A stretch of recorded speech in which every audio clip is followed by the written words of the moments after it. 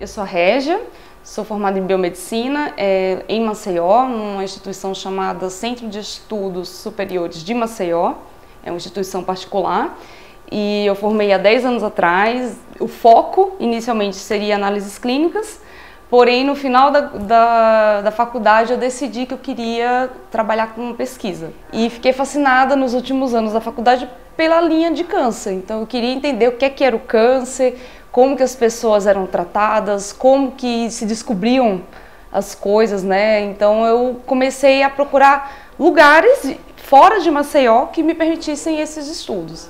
Vim para Ribeirão Preto antes mesmo de formar, fiz o curso do Hemocentro, um curso que tem de verão, acho que todo ano, em janeiro, e eu fiquei encantada. Foi fundamental porque eu tive contato com outros pesquisadores, pessoas que estiveram fora do país, inclusive, então eu consegui ter uma dimensão maior do que era pesquisa no Brasil. E isso me fez decidir. Então, menos de 6 meses depois, eu estava em Ribeirão Preto, morando e estudando para prestar a prova do mestrado. Escolhi pelo departamento de patologia porque tinha uma linha de câncer, que era câncer de colo de útero e câncer de cavidade oral.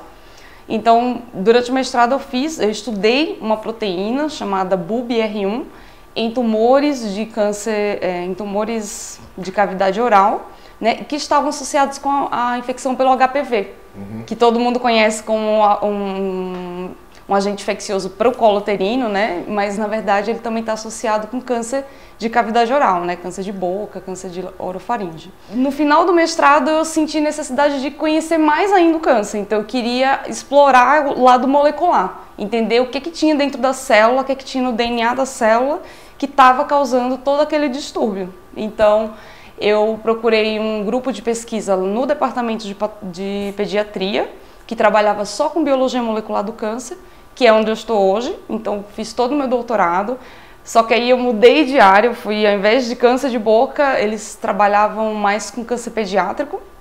Então, desde então eu comecei a trabalhar com tumores de adrenal, do córtex adrenal, que é uma glândula que está bem acima do rim.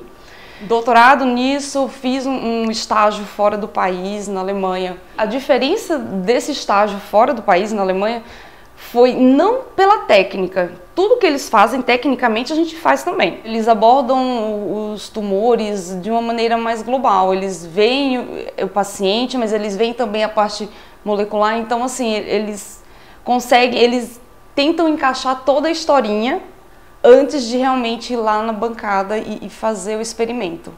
Eles criam uma história muito ampla e aí vão lá e testam aquilo.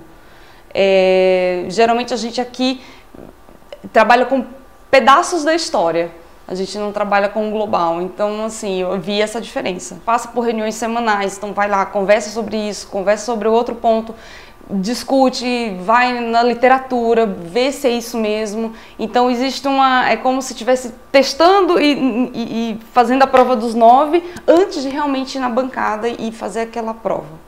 Então existe um trabalho de estudo muito intenso eu lembro que eu passei os primeiros meses debruçada no computador, lendo e relendo as mesmas coisas, discutindo os mesmos assuntos, até que a minha chefe disse: Régia, vamos comprar os reagentes.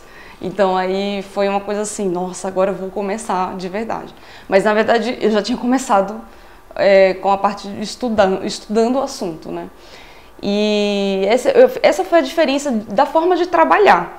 Mas isso me fez ter mais segurança no final das contas. Eu sento hoje, eu consigo planejar os projetos de uma maneira mais segura, né? Eu consigo sentar, estudar e dizer, olha, é isso mesmo. Antes eu não tinha esse foco de dizer, olha, vou estudar e depois eu vou lá na bancada e vou fazer.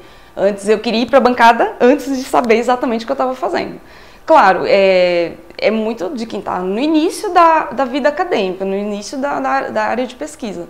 Mas esse estágio fez eu realmente amadurecer mesmo a respeito de planejamento de projeto.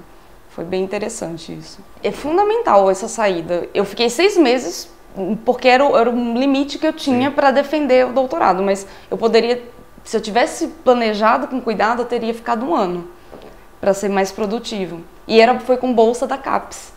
né? Então, assim, foi muito importante para o meu crescimento acadêmico. Isso eu não tenho como negar. E hoje eu estou fazendo pós-doutorado no departamento onde eu formei, onde eu fiz o doutorado, né? Então, departamento de pediatria da Faculdade de Medicina de Ribeirão Preto.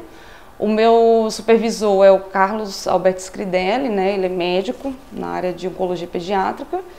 E a gente está dando continuidade à linha de tumores adrenais pediátricos, né? Só que agora a gente está focando em alvos, ou seja, em moléculas que estão lá dentro da célula do câncer, que podem ser utilizadas no futuro para tratamento. Então, são moléculas que estão alteradas dentro da célula e que a gente pode criar drogas para tratamento desses tipos de tumores. Mas primeiro, antes de chegar nas drogas, a gente precisa entender o que está acontecendo dentro da célula. Então, a gente tem uma série de pacientes que eles disponibilizam, através de termos de consentimento, as amostras, né, os pais, no caso, das crianças, eles permitem que a gente utilize essas amostras dos seus filhos para a gente estudar o que está acontecendo, qual que é o perfil desses tumores, para então a gente publicar esses dados, mostrar para a comunidade científica como que é esse câncer, e aí as indústrias farmacêuticas ou outros laboratórios de pesquisa que trabalham com drogas e terapias poderem se basear nisso para criarem terapias-alvo, ou seja, específicas para aquele tipo de tumor.